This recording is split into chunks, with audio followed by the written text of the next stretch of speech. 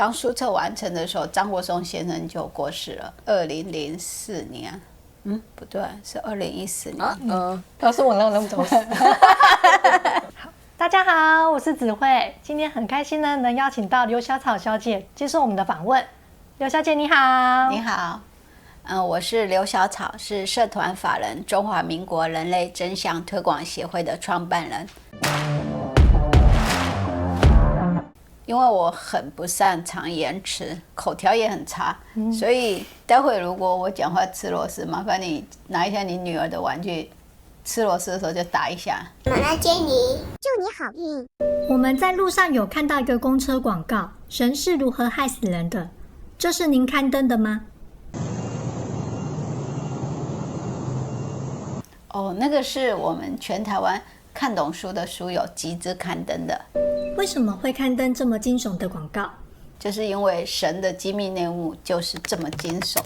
如果你去上网搜寻人生大挑战，把书看完，保证你会震惊的嘴巴都张开来了。为什么神会害死人啊？我说的话，你凭什么要相信我呢？最好的方法就是去把来龙去脉整本书看完，你才有足够的资讯可以判断值不值得相信，这是不是可以当真。所以是为了卖书吗？基本上我们当然是希望人家去看书，连网络把书的全文都放进去了，你想有谁是这样子卖书的？我们的实体书其实是为了给看懂书的人可以收藏再反复阅读研究用的，目的并不是在卖书。所以人类真相推广协会是宗教组织吗？我们先来提到什么叫做宗教。一，相信此组织就有无形的力量能帮助信徒。第二，相信此组织的偶像就有神奇的能力能帮助信徒。第三，控制信徒的思想。这3点你可以套用在现实生活里印证，只要具备了其中一点，其实都是宗教。而人类真相推广协会看书是靠自己领悟，教不来。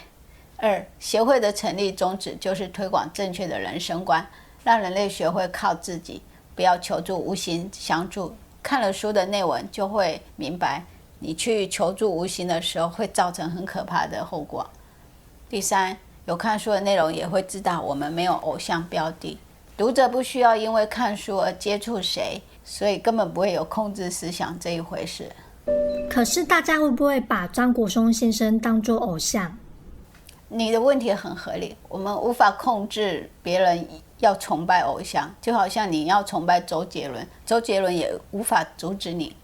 所以张国松先生完成真相书籍任务后就功成身退死了，就是为了避免读者因为感激而把他当成偶像或依靠。而我刘小草只是推广真相的工具人，就如你所见，没有神力，也没有口才，相貌也平平，实在是没有构成偶像的条件。张国松先生为什么要写这几本书？他这样有什么好处？你觉得张国松会有什么好处呢？一般人一定会觉得张国松肯定是要自己创立宗教，有了忠实的读者信徒，就有人供养了，终究是为了钱。然而事实上是，我们的书全文免费，网络线上可以看，全台湾不管是大学、高中，还有各地的公立图书馆，甚至公立的黎明活动中心，我们通通都寄免费的实体书去，希望他们能够上架。张国松为了推广书，已经花了4000多万，还牺牲了自己的生活，不眠不休，不停的重写再重写，直到有人看得懂。有见过张国松本人的书友都知道，张国松都会要读者不要相信他，要以书籍的内容为主，这就是避免造成崇拜和依赖。事实证明，他书籍任务完成，他就死了，根本也没有任何好处，也没有图任何人的利。唯一的好处就是他完成今世投胎的任务，凯旋回界了。有人说张国松先生只看得到低龄，看不到高龄，这部分您有什么看法？有智慧质疑张国松看到的是低龄，这也是好事啦。这也表示他应该也有智慧，可以去质疑他认为的高龄是不是真的，他有没有去查证？因为人都有好人和坏人的差别了，而且坏人还可以说谎掩饰，让你以为是好人。所谓眼睛看不到的高灵，又怎么能确定他说他是高灵你就当高灵呢？有一点很明显的破绽，就是宗教都会强调一定要信仰他，当他的信徒，高灵那个神才会给你好处。这不是就跟贪官污吏的道理一样吗？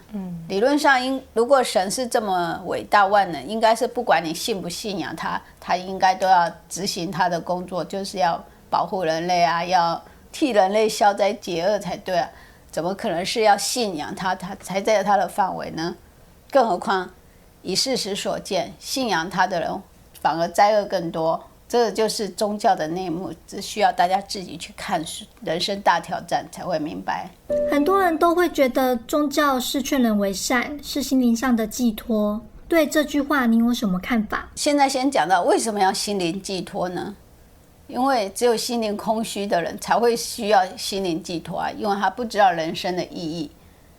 宗教这只是戴着劝善的面具，骗取人类的信任当寄托。实际上是骗取人类当神的食物。如果宗教是这么单纯劝人为善，我们是吃饱太闲吗？干嘛要投入26年的时间在推广真相？张国松还花了4000多万，18年的时间，费尽心力和财产，人受误解，只为了把真相书籍写出来，免费还在公开在网络上让人阅读。大家都会说宗教只是劝人为善，只是心灵寄托而已。可是代志就不是讲人是为安内啊！如果是这么单纯，我们还何必这么辛苦在推广这些东西呢？又没有任何好处，还吃力不讨好。您在推广的过程中，有没有遇到什么样的挫折可以跟大家分享的呢？挫折从一开始的时候是完全没有人要相信，没有人会看书，因为我们的自己的亲友、自己的家人根本就还无法接受这个真相，而且也不肯看书。所以张国松先生是一直重写再重写，就要表达得更清楚。他可以说是世界上字写最多的人吧。所以一直写到第18年，就是灰色精装版的版本的时候，终于是完整的揭露了。这个时候部落格的浏览人次已经到了100万人次，那个时候就刚好他过世了，应该是我人生最挫折的时候，因为突然就要丢下我一个人，我也是一时之间很难接受。可以帮我们介绍一下张国松先生写的这几本书吗？第一本书是《人生大挑战》，张国松的凭什么自称他写出人生真相，执行这个书册任务呢？这本书就是他的自传，从自传里你可以从他小时候到成长过程，他的一生其实就是一个人一生中会遇到的所有问题的范本，可以说是真人实事的灵异故事，而且这个鬼故事是有解答的，让你看了以后再也不怕鬼，反而是鬼怕你。人生字典，人生字典其实是人生真相书籍执行的重点，因为其实要揭发的所有人类的执行法都在这本书，包括生老病死人一生会遇到的问题，要怎么解决的正确原则，这本书都有解答，所以它可以说是当人的使用说明书。宇宙历史是人类的根源，让我们知道整个人类宇宙的剧本，包括现在的瘟疫、新冠肺炎，还有乌俄战争历史的剧本，就知道未来的走向。那后来您有写到最后一本书，对，这一本是以张国松先生亲身面临死亡的过程，让人类知道正确的临终观，以及由我亲身面临生离死别的经历，让人类知道面临生离死别之痛的时候，要怎么重新让人生回到正轨。对于还没有开始看书的朋友，有什么建议呢？其实这些书会颠覆你很多很多一生所学或所知的资讯，所以要先放下成见，先倒空以前的认知，当作小说，就当作看哈利波特小说一样轻松的看待。等你全部看完的时候，才会有足够的来龙去脉的资讯，你自己就可以判断这内容可不可当真。看完这几本书的人很多吗？我们从26年前是在马路上发送书，送给了免费看，都没有人要看，所以我们是从零开始到现在是有人愿意花钱买这些书。而我在网络上或者是电话或者来访接触的人，读者已经超过上千人以上。那还有一些是在网络上看了书，并没有接触我的，或者是有亲友介绍别人看书，他们自己看了也未必会接触我。所以我相信认同这些书的人绝对是越来越多。好的，如果大家对这几本书非常有兴趣的话，可以到我们下方说明栏的地方点选网页，就可以免费看书哦。下次见。拜拜。